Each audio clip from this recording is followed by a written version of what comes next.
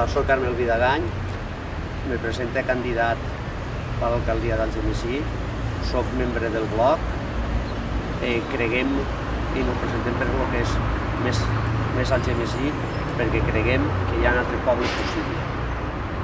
Creguem que els polítics som gestors i administradors.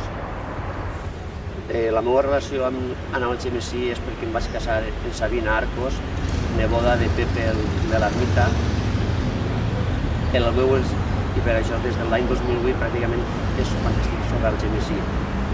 El meu projecte, jo des de molt jovenet sempre ha sigut nacionalista valencià, ha militat en el bloc des de l'any 2003, en Llíria ha sigut candidat a regidor. Jo soc batxiller, la meva tasca sempre s'ha desenvolupat en l'agricultura. L'any 1888 tenia un petit viver de plantes aromàtiques, ornamentals i hortícoles a Llíria.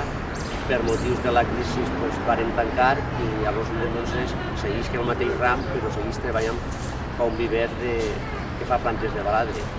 Per sort, com se dedica a pal estranger, la crisi no la nota tant.